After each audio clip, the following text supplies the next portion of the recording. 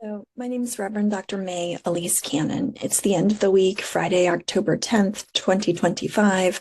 We're at 735 days. We will continue to count until there's a comprehensive permanent ceasefire.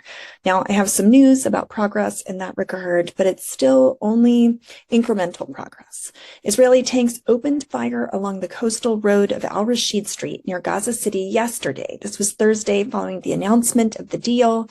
This was before the Israeli cabinet officially signed off on it. The IDF told CNN that the tanks were firing smoke bombs to keep people away from their forces.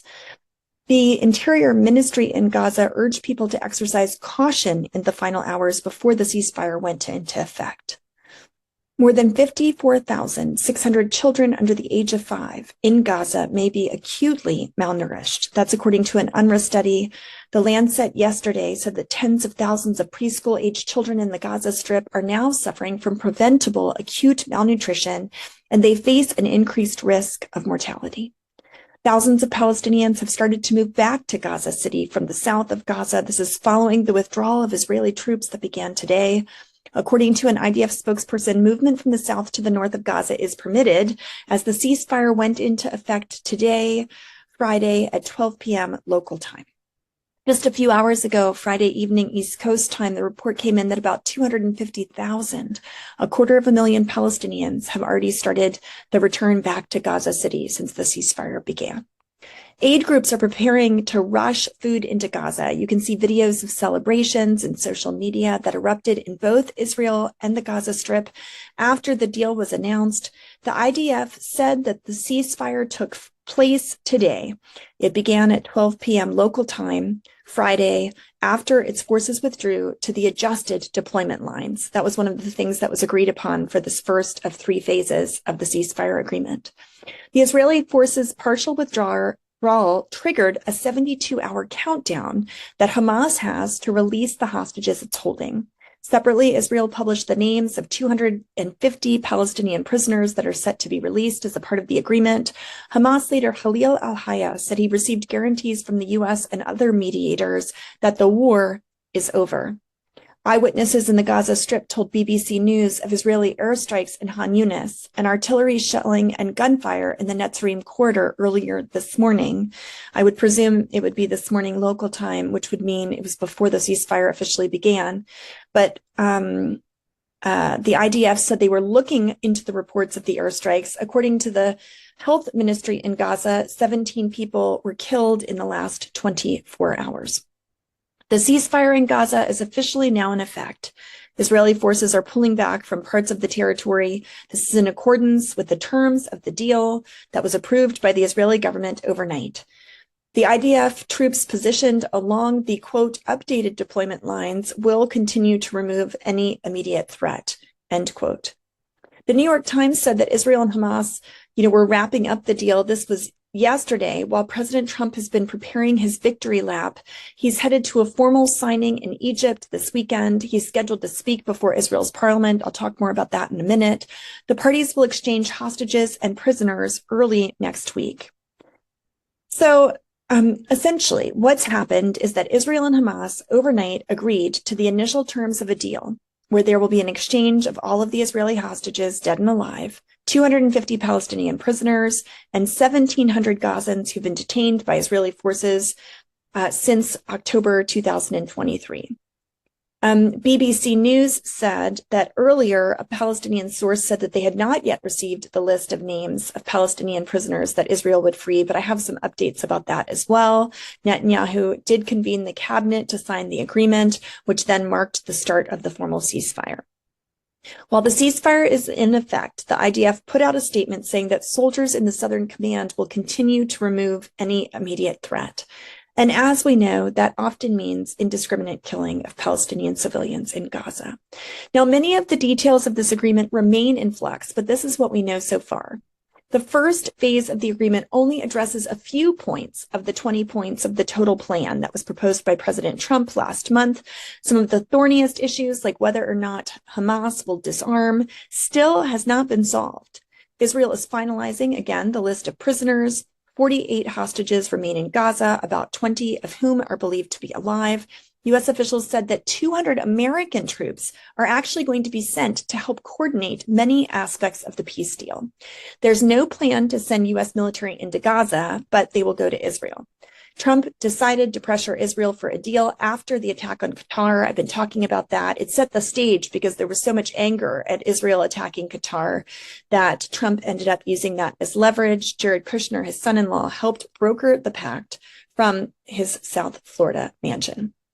Now, Hamas, this is according to the New York Times, is taking a risk. The group would give up much of its leverage, the leverage that it has over Israel by maintaining the hostages. So once they're released, leverage will be given up. There's no certainty that by doing so, the main goal of a complete withdrawal of Israeli forces and a permanent end to the war, there's no guarantee that that's going to happen. Now, Netanyahu is thinking ahead. He'd promised, quote, total victory, end quote, in relationship to Gaza. And he pulled back before Hamas disarmed. But welcoming home Israeli hostages is a major political boost because soon, Netanyahu will be up for re-election. President Trump has claimed victory. He's craving the Nobel Peace Prize. While the Nobel Peace Prize was announced today and Trump did not win, if this moves forward successfully, it would significantly boost Trump's chances in the future. Yesterday, there was that formal declaration that ending the war in Gaza must be made in order for the hostage exchange to take place. Hamas was saying that what Trump was initially reporting was the beginning of a ceasefire, not the end of the war. But then Trump assured the parties that this means an end to the war. Today, Hamas and Palestinian factions said we chose to proceed with a Gaza ceasefire and a hostage deal despite Israel's refusal to release senior prisoners. So some of those names have been become more clear since some of the updates I just shared. Hamas, Islamic Jihad, the Popular Front for the Liberation of Palestine, announced today that they decided to move forward with the ceasefire agreement, despite what they described as Israel's refusal to free many of the senior Palestinian prisoners that are still held. Hamas has also said that aid supplies will enter Gaza beginning tomorrow. According to an official in Gaza, the supplies will include fuel and gas. Mediators began contacting the electric company also to resume its activity in the Gaza Strip. The Rafah crossing will reportedly open to civilians in both directions in the middle of next week. Meanwhile, reports indicate that at least 17 people were killed in the Strip today, 71 wounded. 81 bodies were recovered from under the rubble, with the civil defense estimating several hundred remaining to be buried. And President Trump has said that the Israeli captives will be released on Monday or Tuesday as a part of the ceasefire and captive exchange deal between Israel and Hamas. I already mentioned the U.S. administration saying that 200 troops will be deployed to Israel from the United States. Meanwhile, despite news of the deal, Israel did continue their attacks on the Strip. This included airstrikes on a house in Gaza City, where at least 4 Palestinians were killed. World leaders have welcomed the agreement, but experts stress that serious questions remain unanswered about the future of Gaza, not only about Israeli withdrawal and whether or not this truly means an end to the war, but also about the disarmament of Hamas. So those are some of the questions that continue to remain. There are so many outstanding questions, and officials have cautioned that this is a very delicate time. Churches for Middle East Peace put out a statement yesterday saying that we welcome the news of the ceasefire with cautious hope. Meanwhile, in the occupied West Bank, the Ministry of Health of the Palestinian Authority said that a 25-year-old was killed by Israeli fire in the cinema square in Jenin. According to the ministry's statement, the deceased, Mohammed Adnan Yusuf Salameh, was shot in the stomach and the neck. He was evacuated to the hospital where he later died. A 15-year-old boy was also wounded in the incident. In a televised address in Israel, Netanyahu thanked President Trump for his global leadership and his relentless efforts to put together the plan to return the hostages. And Al Jazeera said that Trump got an official invite to address Israel's parliament. So the Speaker of Israel's Knesset formally invited Trump to address the body. Her name's Amira Ohana. This would be the first address by an American president since former George W. Bush visited Israel in 2008. Ohana also cited Trump's first-term move of the U.S. Embassy to Jerusalem, recognizing Israel's annexation of the Golan Heights that was seized from Syria in 1967, and the brokering of the Abraham Accords, in which 4 Arab countries forged ties with Israel. President Trump is set to visit Israel on Monday, expecting the visit to last several hours. He will meet with hostage families and address the Knesset. The UN Undersecretary General for Humanitarian Affairs and Emergency Relief Coordinator Tom Fletcher called for the immediate delivery of 170,000 tons of food, medicine, shelter, and other supplies to Gaza, talking about getting the hostages out and surging in aid fast. European and Arab politicians met in Paris yesterday to discuss further details on the reconstruction and administration of Gaza after the war, discussing many of the things that need to happen in terms of governance, reconstruction, and humanitarian assistance, in addition to security. More news about the 200 U.S. troops that will monitor the implementation of the ceasefire deal. They'll be in Israel. The soldiers will join troops from Egypt, Qatar, Turkey, and the UAE.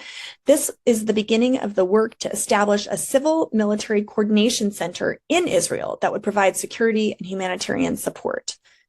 Also, the Jerusalem Post broke a story about how leaked texts showed that Charlie Kirk, the conservative commentator, expressed frustration with pro-Israel donors before his assassination. Conservative commentator Candace Owens released messages, allegedly from Kirk, saying that Turning Point USA lost a $2 million annual Jewish donor after refusing to disinvite Tucker Carlson. Jewish donors play into all stereotypes, one text read, with Kirk stating that he had no choice but to leave the pro-Israel cause. You might have heard a couple of weeks ago that I was just commissioned to lead the global cohort of War and Peace for the Evangelical Lausanne Global Initiative, their peace and justice group.